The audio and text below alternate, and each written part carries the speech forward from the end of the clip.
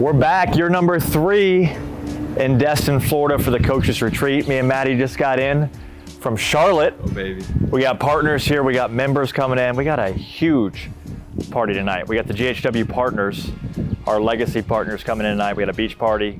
So I can't wait to see this week. This has brought back so many awesome memories. We have some incredible relationships that have started here. We've got about 60 agency owners coming in this week. We got 6, 7, and 8-figure builders, and then people have exited for nine figures that are going to be here this week. So much collaboration, so much innovation this week. Can't wait to take you along for the ride. We'll see you on the other side of this thing.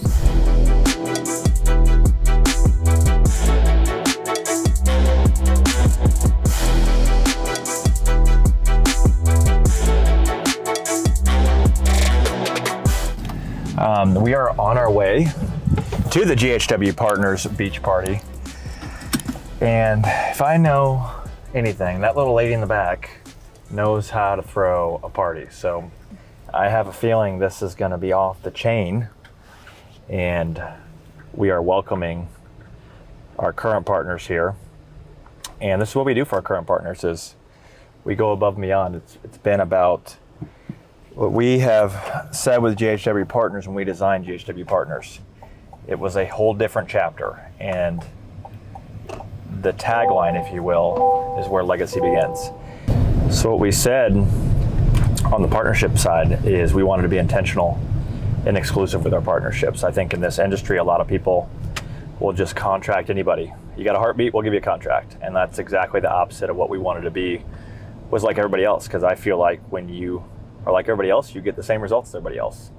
In order to be different, you literally have to do something different. So that's what we did, is we built this kind of legacy model where you had to be a COACHG member to be even considered as a partner. And then once you became a partner and a full partner, we went to a whole nother level. You get shared services, you get really our leadership becomes your leadership. And then we have a ton of different things, but the coolest things in my opinion are these events that we do about once a quarter. So we did one in January at the Lodge in Tennessee. We're doing one here at the beach. We'll do another one in Nashville. And these are high-level exclusive events where we really celebrate our partners and thank them for their partnership, and then just go deep, connect, and really understand what it means to build that legacy and how do we get to that next level of partnership. And that's what we're going to do. So we'll see you at the beach.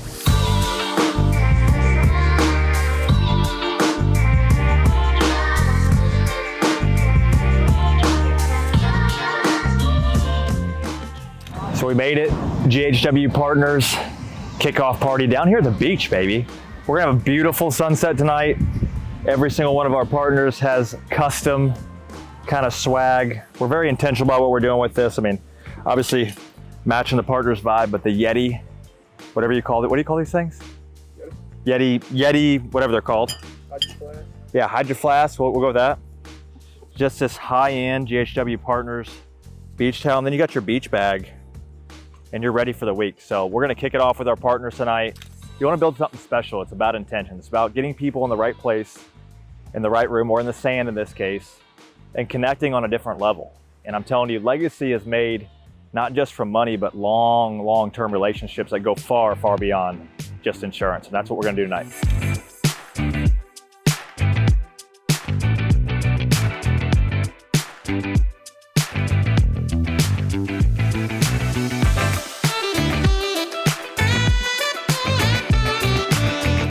Yeah, the Destin event is cool. I was here last year as a speaker. Now I get to come and enjoy it as an attendee, having my own Medicare agency now, and just being able to come and, have it be exclusive to partners and kind of have a space where we can share what's working for us and hear what's working for other people and collaborate, and just having it be, on the beach, and just being able to facilitate that environment has been great.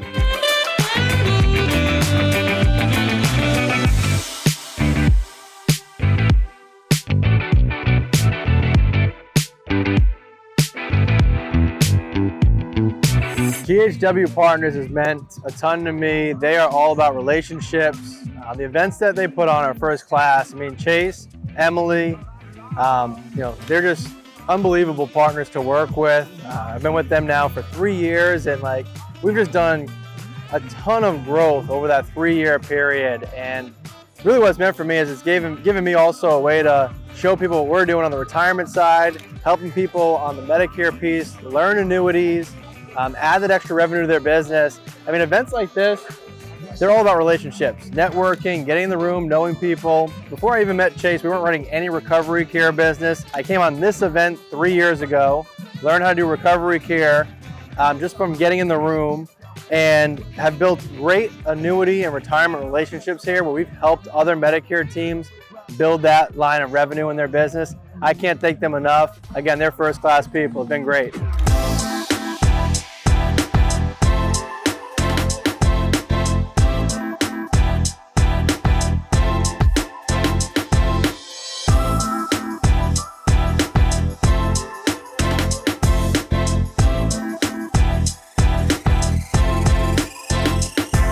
Today, I want to set the tone, like the beach is right there, right? We can see the water. Pretty cool place to be right now. And I know the winter session was pretty intense. Who felt like that was a long day? Be honest with me. That was a long day. It was a pretty intense day, I felt like. So today, I want to do it a little bit differently.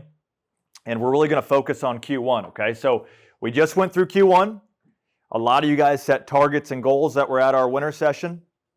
And I want to reflect on those and show you what we've done, show you what we've learned in Q1. We had a lot of wins, some losses, and learned a ton. And I want to bring that to you guys so you don't make the same mistakes. But also isolate the stuff that worked really well and say, okay, let's all hone in on the stuff that worked well and do what we know works. But you see on the screen here, legacy. I just want to spend a couple minutes and go around the room real quick. Who has heard me talk about the assumption gap, right? I've said that several times about the assumption gap. Raise your hand for me. Okay, everybody thinks, when you think of legacy, I may think of something, but you may have a totally different thought that comes to mind, right? And I think that's often what's misunderstood with people, right? Is when I think of a high-performing, highly talented, just rock star individual employee, I've got a couple things that come to mind. You may think something different, right? So I think it's really important to define these things. So we've got about 25 people in here. I don't want to go around the room to everybody, but I would really like some interaction here. When you think of legacy, talk to me about what comes to mind when you think of legacy. Yeah, Jeremy. The fundamentals that you set that others behind you are going to follow. Oh, I love that one. Yeah. What are you setting? What are you doing that impacts those people after you, right? Emily, what do you think? What do I think? Yeah, what's legacy mean to you? Yeah, I mean, I think a lot of like character too. Like I think when I think of legacy, it's certainly like the success of it all, but also like doing it the right way and being known for somebody with high integrity. Yeah, what are you known for, right? Legacy, what are you known for? What is your legacy? Scott? I think of it in your context and in some other people I talk to is, for me, what I would like to do is pioneer something in the industry that changes the whole outlook on it. Who knows Rory Vaden? Hand up for me. Yeah, we talk about a lot. Yep. So Rory Vaden, known for building brands. He put out a new book called Wealthy and Well Known. I urge you guys to read that. I listened to it on audiobook. I don't know if you're like me, but I listen to audio because I can't read very well. That's what Chris always says. But I listen to the chapters over and over and over again until it sinks in my head. I like repetition, it sinks in my head. But we got on a call with their team because I wanted to work with Rory. And one of their high-ticket salespeople, for lack of better words, he's like, what are you doing all this for? Like, what is this, why? Why? And I was like, oh shit. I'm like, I don't know, right? It didn't come to me naturally. Like, what am I doing all this for? And I used that buzzword legacy, right? I said, well, I want to leave a legacy. He's like, well, what does that mean? So went back with Emily and thought about it. And I don't think I'm still 100% clear, which is why we're paying them a lot of money to get clear. So I'm going to a 2-day strategy session here in the next couple of weeks with one of their high-level strategists, and it's really just going to be on clarity and understanding, like, how do we move forward to this goal of legacy. But when I really break it down, I mean, legacy to me is how many people can we impact, right? Not just financially, but how many people can we impact? And kind of what Scott said there, I can't remember who said it, and Jeremy, it was Jeremy. What are the things that we can teach that can go from generation to generation or from throughout the industry and just doing things the right way and what I believe is the right way? But ultimately, when I talk about our team is how many people can we financially benefit from not only their families, but passing down to their families, right? And how many people can we impact in this room, in this industry, where your business has changed forever, which ultimately changes your life. So legacy for me is way beyond just one thing. It's a generational thing for me, and it's an impact-driven thing. And a lot of you guys know that I coached at the college level for a long time, and when I left coaching, I thought I was giving up on a big piece of my life, right? I thought that was like, who's been there, right? You give up on something in your life, and you feel kind of shitty, right? It's like, I thought I was meant to do this, but I'm doing this thing, and that's where I was at. But I mean, seeing this room, I mean, Joe and I sat in this same room 3 years ago. It was a completely different room, right? And this room continues to grow. This event continues to grow. This legacy, this partnership continues to grow. And at the end of the day, it's all about how many people can we impact and how many people can you impact, right? Because I think of Brandy's team. You got 15 people back home, right? You guys are impacting a lot of people. I mean, everything that you take home, everything you do, not only affects you, but it affects them, right? Joe, Joe just brought on 8 LOAs last week. I mean, he's got a lot of people that he's impacting back home. So it's not just this room. It's what you take when you leave this room that ultimately impacts everybody else you're involved with. So this is our target over here. So if you guys were at the lodge, this was our target for this entire year. We are well on target on the sales side. So we wanted to have 24 LOAs. And it's funny because we have such a dialed in sales process right now. And we set this target of 24 LOAs, but it's like if you knew that you could bring in a new agent and they would do $20,000 a month, $250,000 a year, how many would you hire? You would never stop. So that number should be infinite here. We will hire as many people as we can because of our sales process. Right now we have 15 LOAs, and I'm going to touch on the hiring, but we brought in 4 LOAs on Q1. They were all exceptional. So 15 LOAs, we got 3 that are starting by May 1, so we'll have 18 LOAs by the start of May 1. But my point being, 18 LOAs by 5/1, average revenue per agent through Q1, $70,000, okay? That's humming over $20,000 a month. And that number is insane to me. If I knew that I could have an average agent doing $70,000 a month in revenue, like I said, we'd hire all day long. And some are much higher, some are much lower, and I think that's the main thing we're going to talk about today is how to meet in the middle there. $23,000 a month, average monthly revenue per agent. $57.50 a week, you can read by day. So when we look at our metrics and our team, this is what I talk about with alignment, is when we met in Q1 at our summit as a team, these are the numbers we showed them. We expect you to do $240,000 a year in revenue, $20,000 a month, $5,000 a week, $1,000 a day. Look what happens here. When you tell them what to do, what do? They do it. But you have to be on the same page with them. They have to understand exactly what the expectations are. And when you show them the expectations and you say, these are the expectations, if you don't meet them, here's what happens. Guess what happens? They meet them. They don't meet them, they're out. But I'm telling you, last month, 14 of our 15 LOAs were over 20,000. I mean, that tells me right there, it's not a system problem. That's a one person, an outlier. And it also gives me the confidence that we need to go hire as many people as we can because we have a process that absolutely spits out 20,000 a month. We had people doing $34,000, $40,000 a month last month. It's just insane. And when you have that, it's just you want to keep bringing it to the market more than anything. So annuities so far, and I feel like if you guys remember me talking about Q1 of last year, I took a step back, right? Take a step forward. I actually lost money for the first time in my life in Q1 to bring in leadership. Every single one of our agents that we've onboarded so far is hitting that by month 2. I would say middle to end of month 2 at the latest. Just in month 2. When you break it down to the weekly and the daily, like we don't want to start thinking about this yet. We want to start here and here. Because our board every week, it goes green if you hit 5,000. We call it go get green, right? We can't start looking at this, and that's why it's so important to break this down by the day. Like, how do we get to here? What's $1,000 a day, $5,000 a week, $20,000 a month gets you $240. So it seems stupid simple because you break it down and you go, that's one sale. It really is one sale. Right? I mean, like that's all we're telling them. Client per day. Exactly. But that's when you can break it down that simply to somebody. It's like literally all you gotta do is get one client a day. Like, you don't think you can do that? Like, it's not that hard. And then we have these, I mean, one thing that is super true after being in this business for 10 years, you can have a bad day, you can have a bad week, but you will never have a bad month. I promise you that. If you follow a process, you will never have a bad month. And I think that's the one thing we hang our hat on too, is people do have a bad day. Numbers tell you what's right and what's wrong, right? We train every day for 30 minutes first thing in the morning. Before the first call goes out, we're training at 8:25 to 9 o'clock. And if you're a GHW partner, which everybody in here is, you have access to that training on Tuesdays and Thursdays. You can also jump into the VA trainings, any of our other trainings. So Tuesdays and Thursdays, if you're not attending those, we have all team meetings, 8:25 to 9 o'clock, okay? That is our standard training. After that, we have multiple trainings per team per week that are led by the team leads. So we have everybody has 2 other trainings with their team lead that are roughly 45 minutes where they're training on a very specific topic, okay?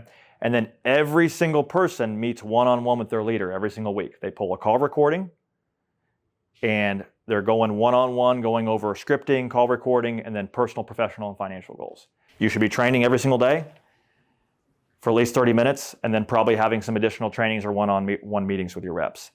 And that first 3 months is so critical to the development of your reps. And what we call it is kind of like, that's your child. So within the first couple days, they are doing outbound dials, okay? And that's the first step on the ladder. Everybody with me on that? The second step on the ladder is we start working them into VA appointments, right? So that's our call setting team that's coming out there, and they start, and why I like this is because number one, this just gets all the weirdness out, right? It's like, get them on the phone, get all their nerves out, make sure they're not weird with each other, yada, yada. But our VAs are getting so damn good. Matt and his team are so trained up on this that they're setting high quality appointments. So we start getting them up the ladder to where they have these high quality appointments. And it's no different than an auto book besides the lead quality. So they're getting in that same exact format of what it's like when they get to the auto booked appointments up here. So I love this because they could be here for a week or two, right? If they have some funkiness we got to work out. Then they get to the VA appointments, and we don't move them up to here until we see consistency of them closing VA appointments. So they stay here until we start seeing people close. Everybody, on a piece of paper, write down everything you hate about your business right now. What do you hate about your business? Love it all. What do I hate about our business? There's probably more than this, but for me, this is me right now, okay?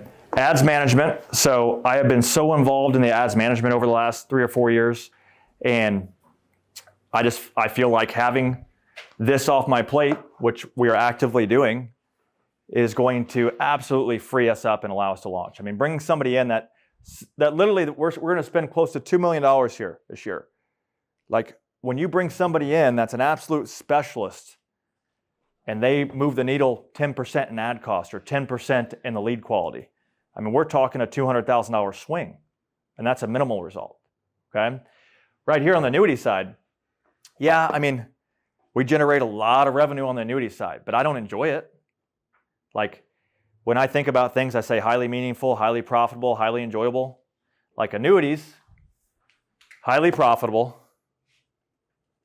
highly meaningful to the client. Yes, I would say it's highly meaningful. You're getting them lifetime income, you're securing their finances, right? It's pretty meaningful to put an annuity in place and guarantee income for life. But highly enjoyable doesn't check that box for me. What do you think is most highly meaningful, highly profitable, highly enjoyable for me? What I'm doing right now, right? Gabbing, yeah. Teaching, pouring into people. Yeah, pouring into people, coaching, leading. It's profitable, it's enjoyable, and it's meaningful, right? I mean, indirectly, I'm impacting everybody in this room right now. It's profitable, and I love it, right? I love being in Destin. I love holding these events. I love being around all you guys. So it's like, I want to put all my energy into those things, right? But for annuities, it's like, selling $1 million annuity is selling $1 million annuity. The enjoyment's not there. It's just that I've done it so many times, right? But again, it's profitable. So what have I done? I started building out an annuity team, right? And that's what you need to be thinking right now, is everything you wrote on your piece of paper, those are the positions you should be hiring. So my point being is, when you write that down on paper and you see it every day, like, what do you hate about your business? You should be going and finding people to take those things away. And when you hire the right people, it should make you more money. That's the one thing that drives me nuts is when people say, hey, this admin's gonna cost me $50,000. They should make you $50,000. Like they should make you much more than that. Like this media buying position right now, 75 grand to 80 grand position a year. I mean, if they can drive $300,000 more in revenue, like I'll take, again, we talked about trading 1 for 3. I'll take that all day long. So that's all I'm doing is I'm looking for people that if I pay them X, they're gonna deliver X back.